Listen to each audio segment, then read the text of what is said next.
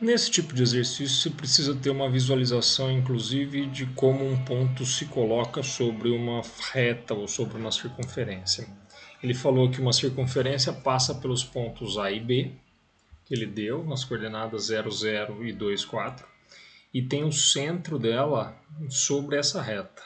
Isso aqui vai ser muito importante para a gente determinar as coordenadas do centro. E aí ele quer saber a equação geral da circunferência ou a equação normal. Vou fazer um esboço aqui, uma circunferência e uma reta, que seria a reta que ele falou que passa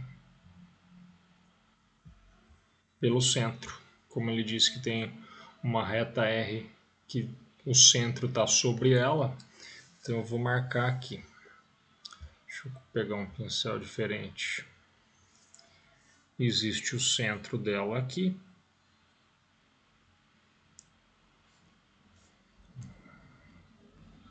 E essa seria a reta R que ele deu.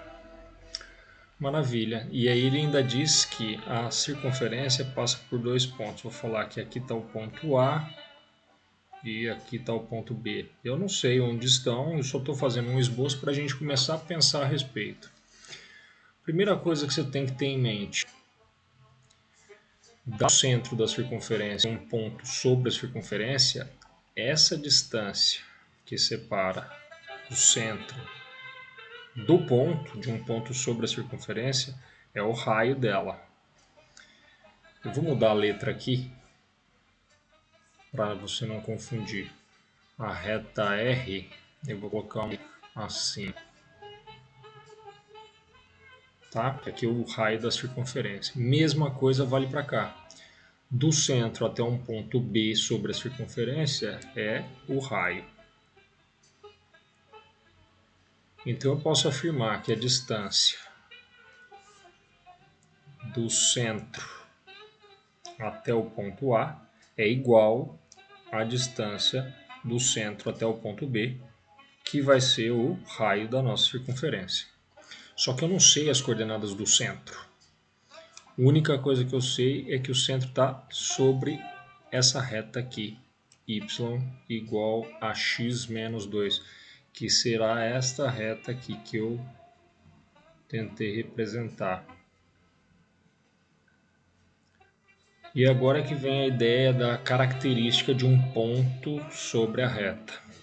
Se o ponto está sobre a reta, quer dizer que as coordenadas dele satisfazem a equação da reta. Então, se eu falasse para você que o ponto C tem coordenadas A e B, o x do centro vale A e o y do centro vale B.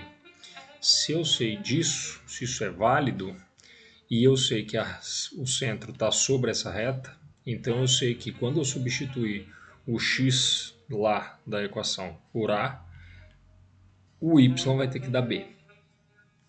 Então, esta equação é válida para qualquer ponto sobre a reta, inclusive para o C, que ele falou que está na reta. Vou puxar aqui então e dizer assim: onde tem y, eu vou colocar o y do ponto. Então vai ficar B igual. Onde tem x na equação, eu vou substituir o x do ponto. Cuidado que eu só posso fazer isso porque ele disse que o ponto está na reta. Um ponto que não está na reta não vai satisfazer. Por exemplo, o ponto A, ele não falou que está na reta, então ele não satisfaz essa equação. O ponto B, ele não falou que está na reta, então ele também não satisfaz essa equação. O ponto C vai satisfazer porque ele disse que o centro está sobre essa reta. Continua a equação ali, então ficou B igual a A menos 2. Se a equação está me dando isso, então eu posso reescrever o centro. Ao invés de ter duas incógnitas, A e B, eu vou ter o centro dado pelo A, vai ser mantido, e no lugar do B, o que eu vou colocar? A menos 2. Então eu tenho o centro representado por A e A menos 2. É a mesma incógnita. E agora, dá para fazer essa equação entre as duas distâncias? Dá. Como era a distância entre dois pontos? Eu vou anotar aqui, depois a gente volta para lá. Distância do C até o A era a raiz quadrada de xc menos xa ao quadrado, yc menos ya ao quadrado. Tudo isso na raiz. Quando você está numa equação assim, se você elevar ao quadrado esse, você eleva ao quadrado esse, teria que elevar ao quadrado ali. Então você pode afirmar que a distância de C até A ao quadrado vai ser igual à distância de C até B ao quadrado. Qual a vantagem de elevar ao quadrado nesse caso aqui? Eleva ao quadrado, o quadrado e a raiz vão embora. Então a distância de C até A ao quadrado vai ficar x do centro menos o x do ponto A. O x do centro é A. O x do ponto A é 0 ao quadrado. Mais o y do centro era o B, só que agora a gente vai escrever como A menos 2. Menos o y do ponto A. Ele também deu um y 0 no ponto A. Isto ao quadrado. Só para ficar mais bonitinho, A menos 0 é A, que ficou ao quadrado, mais A menos 2 menos 0 é A menos 2, que ficou ao quadrado. Guardo isso aqui que eu já vou utilizá-lo já já. Isso é a distância de C até A ao quadrado. Agora eu vou fazer a distância de C até B ao quadrado também. Se eu fosse escrever a distância de C a B, ela seria raiz, mesmo formato dali, xc menos xb quadrado, mais yc menos yb quadrado. Tudo na raiz. Como eu elevo ao quadrado os dois lados, o quadrado e a raiz vão embora.